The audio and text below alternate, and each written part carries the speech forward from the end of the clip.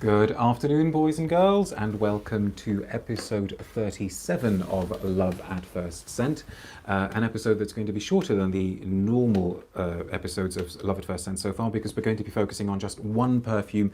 However, in the usual way, I just need to go on the tablet to make sure that everything is working and that I can see your comments, etc., etc. Thank you very much for tuning in.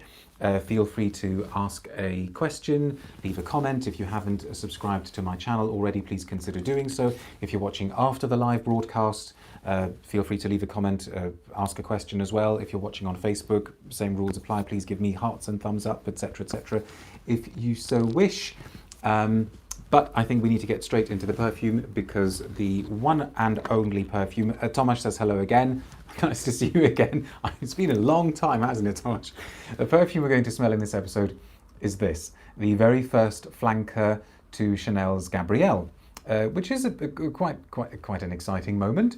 I think most people thought that we'd be getting a variant of Gabrielle sooner than this. Gabrielle, of course, came out pretty much exactly 2 years ago. Hello to everybody, by the way. I'm not ignoring you, but I may not always see every single comment. Lynn says hello as well, waves. What's interesting is that, well, before I spray it, let's just have a 2-minute chat about Gabrielle. Let's just pop it there for a moment. I'm sure it's a perfume that almost all of you have tried. And if you have, I'd be very, very interested to know what you think of it. Hello to everybody as well. Umberto's saying hello, and Ashfaq is around. Nice to see you all again. It is probably safe to say that Gabrielle did not have as massive an impact as Chanel may have hoped. Is that fair to say? I mean, you know, feel free to disagree with me. I'd love to know if you're watching this and you're a fan of it, if you particularly like it, if you wear it. I'd be especially interested to hear from you. Sabra says hello to you as well. I think Chanel thought, you know, it was their first brand new standalone fragrance, their first pillar that they had released for a long time. They had put tons of money into the advertising campaign, and I don't mean just in media, but in a physical sense as well. They'd taken over a shop on Bond Street in London, which was totally given over to the world of Gabrielle. You could go and have a sort of Gabrielle workshop experience. So they went all out, obviously desperately trying to get the younger market. Chanel No. 5 is still doing very, very well for them, but it isn't doing as well as it used to a few years ago, which personally I think is a shame, because I still consider it to be gorgeous. I know it's a bit of a cliche, but I really, really do love Chanel No. 5, especially the EDP and the Extrait version. But they've been trying to get younger buyers to come over to their brand. Chanel No. 5 Low was, of course, an attempt to do that. I actually think in some ways that's been more successful than Gabrielle. But anyway, along comes Gabrielle. I thought with a very, very good advert. I liked the ad with Kristen Stewart. I thought the image was interesting. She, you know, doesn't come across as overly soft or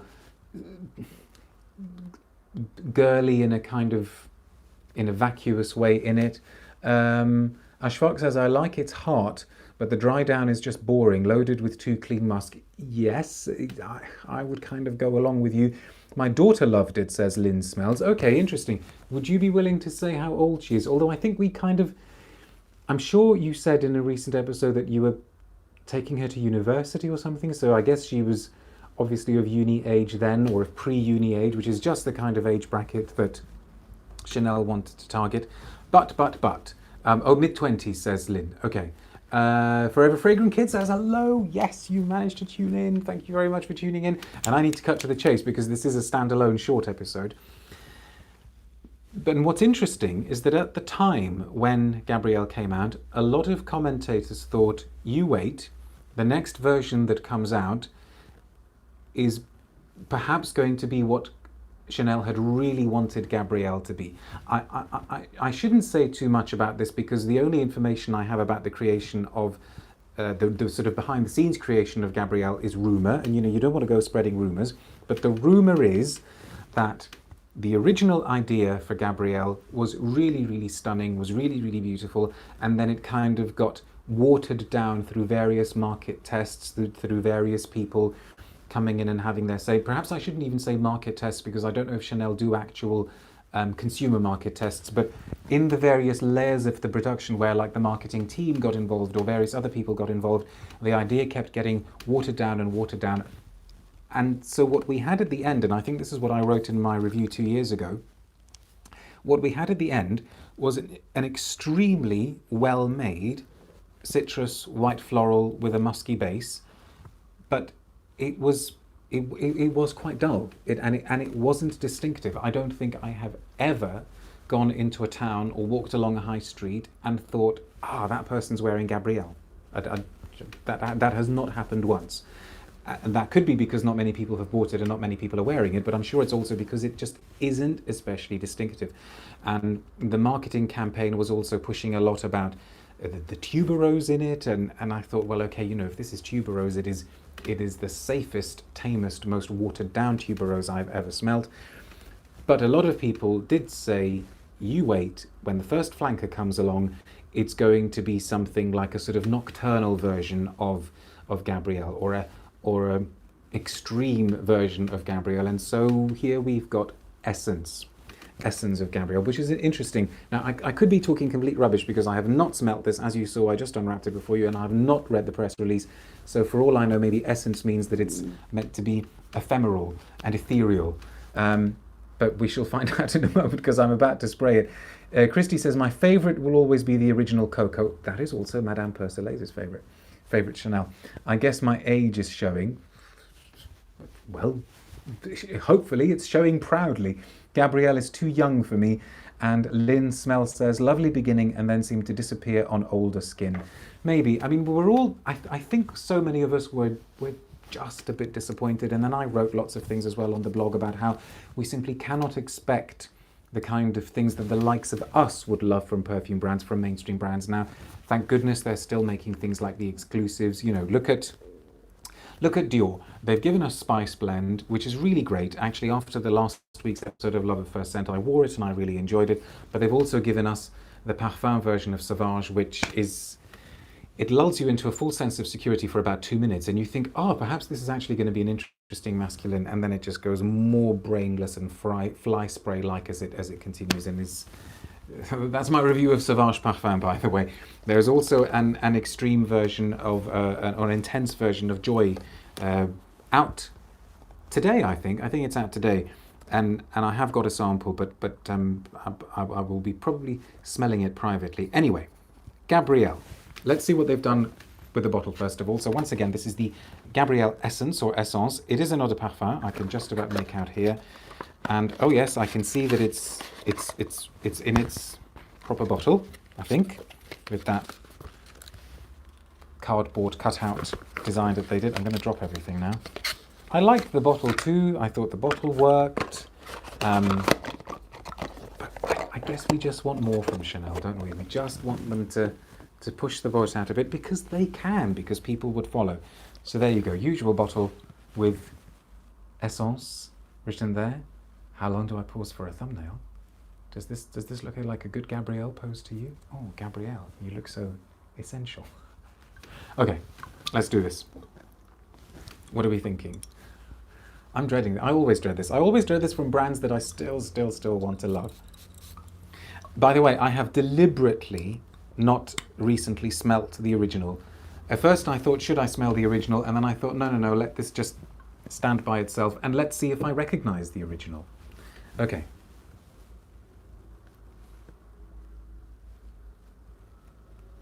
I think I actually do recognize the original now in that kind of, yes, because I remember the citrus opening of the original making me think of Chance. Maybe one of the variants of Chance, like, Eau Tendre or something like, and this is doing the same thing.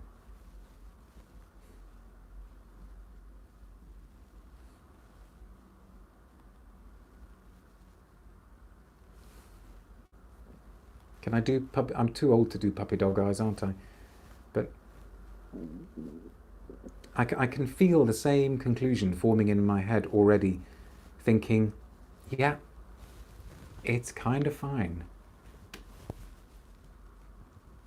But I guess it is I guess it's a version of Gabrielle that's got more oomph. So again, the citrus top, maybe with more marked mandarin, some kind of sweet citrus. Again, that ylang ylang, making way into the ylang ylang. Definitely a white floral, but no claws bared tuberose.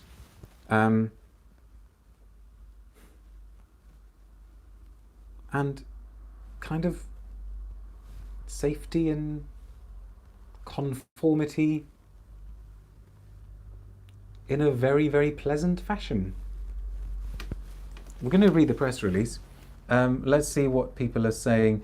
Ashfaq says, father-in-law, let me actually get the tablet. Father-in-law gifted me a bottle, don't know why. Now wife uses it more. I need to convince her further to use more ouds.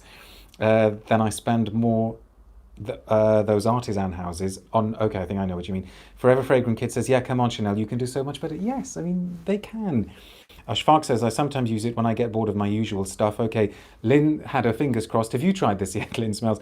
Drum roll from Love Potions Inc. Drum roll as well from Christy. And there goes the forehead. But it has got more personality. But it's those shampoo musks that are always so, I guess, just disappointing. Disappointing is the word. Anna says, there goes the forehead. Telltale sign. Fine, yeah. Your face says it all, says Forever Fragrant Kid, which is why I can't lie on these videos. Ashfaq says, not surprised. In the main line, they want to grab the largest market share, more like a cash cow. Aperol Spritz says, Chanel, just kill the Gabrielle line. It's just not going to work. I would love to have some proper behind-the-scenes info on how successful it's been. If you know anybody who works like at a Sephora or something somewhere in Europe, to find out, is it really selling or not? Okay, so first impression is that it's fine, and that is all it is. Like I said in my review of the original, there is no way, shape, or form that you could call this a bad perfume.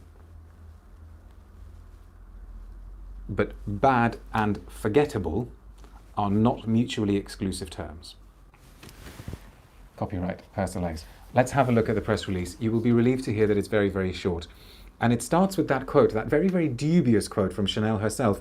I decided who I wanted to be, and that is who I am. Actually, tangent, I read a very, very interesting book over the summer called Chanel's Riviera by Anne de Courcy, which kind of focuses on Chanel, but isn't just about Chanel. It is mainly about the hedonistic, God, that's a mild way of putting it, the hedonistic lifestyle of the rich and famous people on the French Riviera in the run-up to World War II, and then what happened to their lives after World War II. Really, really fascinating book, and I liked the way it presented all of their lives, including Gabrielle Chanel's, in a very, very matter-of-fact, non-judgmental way. A recommended read, Chanel's Riviera. Anyway, in 2017, Chanel created a fragrance in honor of Gabrielle Chanel's bold and independent spirit. The namesake fragrance illustrates the liberated woman who revolutionized an era with her visionary take on the worlds of fashion and beauty. It doesn't, because it's not liberated or independent thinking or visionary. It's so not, sorry. In 2019, Gabrielle Chanel is reinvented with Gabrielle Chanel Essence. Familiar, but like no other, this new olfactory variation is inspired by the very essence of Gabrielle's radiance, shining with intensity. Quote from the perfumer Olivier Polge, with Gabrielle Chanel Essence, I wanted to cut to the essentials, to the heart of the fragrance, and reaffirm it with a more voluptuous trail. Well, I mean, it's definitely got more of a trail. Grass tuberose, not again, radiates throughout the composition. Really? Why say it? The opalescent, delicate white flower, delicate, prevails as the most fragrant of the plant kingdom. Grown in grass exclusively for Chanel and extracted using a process specific to the house, it reveals a modern quality as if smelled in the open field. Okay, I have not smelled grass tuberose in an open field in grass, so, I will let them have it. The other flowers serve to transcend it: jasmine, ylang ylang from the Comoros, and Tunisian orange blossom. To highlight this floral nectar, Olivier Polge gave the top notes a soft whisper of citrus and added a tangy dash of red berries, and heightened the trail with base notes of sandalwood, vanilla, and white musk.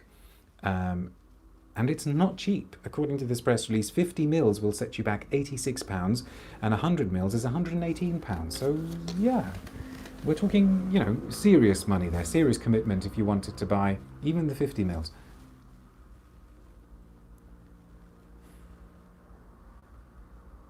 You know what it smells like? It smells of both wealth and fear.